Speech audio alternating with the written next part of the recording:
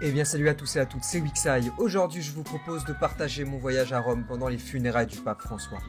Je remercie mes parents pour ce cadeau incroyable pour mes 30 ans et venez avec moi, voyageons ensemble. Malheureusement la vie fait quelquefois des péripéties. Alors que mon voyage était prévu 6 mois à l'avance, le pape François décéda fin avril. Ce qui ramena énormément de monde dans la ville de Rome. Malgré tout, en arrivant dans la cité, nous avions rendez-vous au quartier du Trastevere pour se loger durant ces 4 prochains jours. Et ce premier jour était vraiment la découverte de la cité. Le temps de prendre nos marques et voir certains points de repère, nous décidions de visiter quelques églises du quartier. Soit dit en passant que la ville en compte pas moins de 900. Une leçon d'architecture de l'ancien temps, des couleurs et un mode de vie. Salut les gens, là on va en direction du centre-ville de Rome. Derrière nous avons le Vatican, ça sera pour beaucoup plus tard. Et je vous emmène avec moi, c'est parti!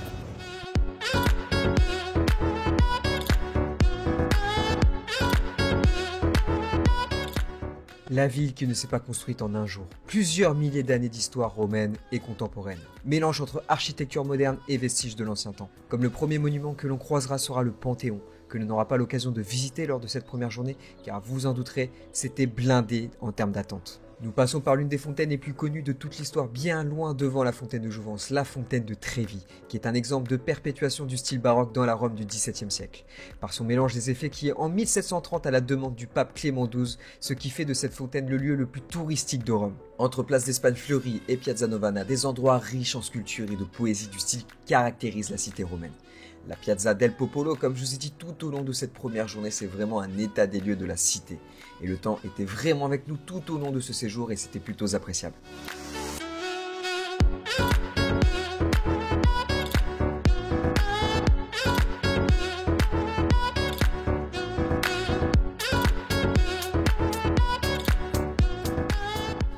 Et que serait un voyage dans une cité si belle que de la faire de nuit? Retour dans les quartiers du Trastevere afin de nous ressourcer. La ville, même si c'est une capitale, peut se faire entièrement à pied. Bon, les gens qui n'aiment pas la marche, vous êtes mal barrés.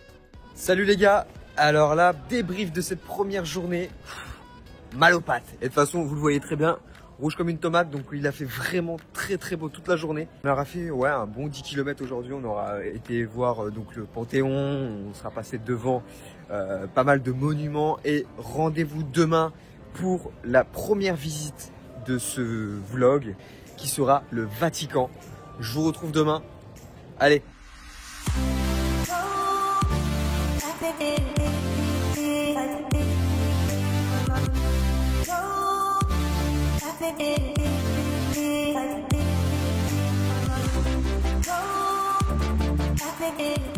Le Vatican, berceau de l'église catholique romaine, avec un total de 764 habitants en 2023, ce qui fait de cet état le plus petit au monde. Étant une monarchie absolue de droit divin et élective, dirigée par le pape. Malheureusement, François était décédé. Nous arrivions dans un moment de deuil, ce qui rendra impossible la visite du Vatican, hormis le passage vers sa dernière demeure. Seul le musée du Vatican fut ouvert, donc c'est ce que je vous propose maintenant. Regroupant 12 salles avec 5 galeries et 1400 salles, l'ensemble abrite l'une des plus grandes collections d'art dans le monde, entre peinture et sculpture. Rassemblées par les différents papes, les œuvres qui vont du Moyen-Âge au 19e siècle sont exposées par ordre chronologique, entre Giotto et son triptyque Stefaneschi et le grand Léonard de Vinci et son Saint Jérôme en ermite.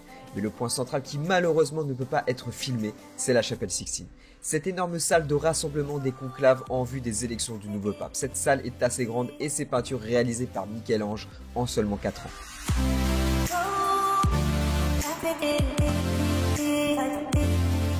L'autre partie très forte du musée, ce sont ses jardins qui depuis 2013 sont ouverts au public, situés entre la coupole de Sainte-Pierre, la colline et la façade pinacothèque, et fut réalisé au XVIe siècle par l'architecte Jacopo Maleghino, le neveu du pape Paul III. Chaque année, ça ramène plus de 4 millions de visiteurs et petite anecdote, le dernier dimanche de chaque mois, il est ouvert gratuitement. Mais il faut être patient vu l'engouement du site. Le château Saint-Ange, connu aussi sous le nom de Mausolée d'Adrien, relié à l'état du Vatican par le couloir fortifié du Passetto di Borgo.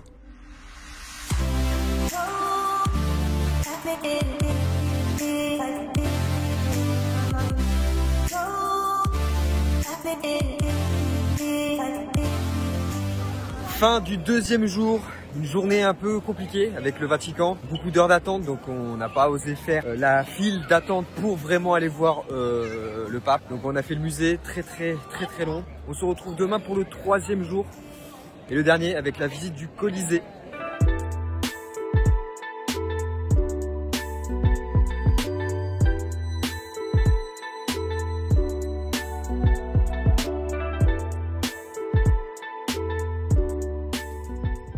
Mais avant de visiter cette fameuse arène de l'époque romaine, on se devait de tenter l'entrée du Panthéon. Cet édifice bâti au 1er siècle sous Hadrien, dédié à toutes les divinités de la religion antique.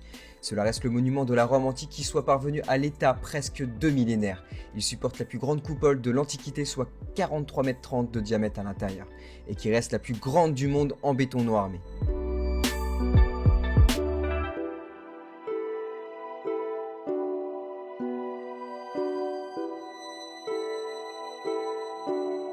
En direction du Colisée, nous nous arrêtâmes devant le monument Victor Emmanuel II ou Hôtel de la Patrie.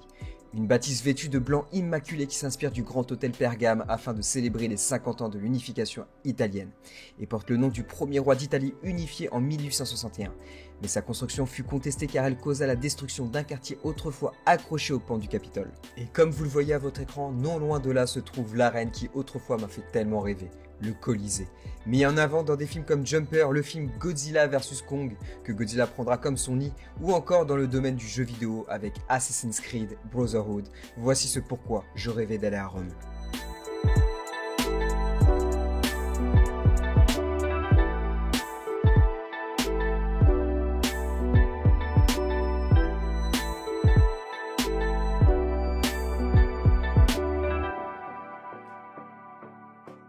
Le jour J, le jour du départ. Mais voir le Colisée en extérieur c'est bien, mais le voir de l'intérieur c'est mieux. Avant de quitter cette fameuse capitale, direction l'arène afin de visiter les entrailles d'un des monuments les plus connus au monde. À l'origine un immense amphithéâtre qui était le plus grand construit sous l'époque romaine. Sa construction débuta entre 70 et 72 après Jésus-Christ, sous l'empereur Vespasien et s'est achevée en 80 sous Titus, pouvant accueillir 50 000 personnes qui mettaient en scène des combats avec des animaux ou des gladiateurs. À l'heure actuelle, ce monument reste encore à l'état de ruine causé par de nombreux tremblements de terre durant son histoire. Ramenant pratiquement 7,6 millions de visiteurs, ce théâtre garde encore des liens étroits avec l'église romaine. Chaque vendredi saint, le pape mène une procession au flambeau sur un chemin de croix aboutissant au Colisée. Et dans la visite des alentours du Colisée se trouvent, dans les lignes de mire, des anciens vestiges laissés à l'état de ruine et nous laissent imaginer la force des Romains au niveau construction de grands édifices. On lésignait pas sur les moyens. Pour conclure sur cette aventure de la ville de Rome, vraiment une très belle expérience de découverte et de connaissance. Entre restauration, pizzeria et pasta, je peux vous dire les pizzas sont tellement au-dessus des pizzas françaises. Un voyage visuel et culinaire qui mérite le déplacement. Malheureusement, ce fut durant les funérailles du pape François. À la base, ce fut un cadeau de partir à Rome. J'espère que cette vidéo vous aura plu. N'hésitez pas à me le dire dans l'espace de commentaires. N'oubliez pas de lâcher le pouce bleu et de vous abonner à cette chaîne. Nous sommes bientôt 2000. Encore un grand merci à mes parents pour ce magnifique cadeau. Je vous retrouve la semaine prochaine pour une nouvelle vidéo. Ciao ciao!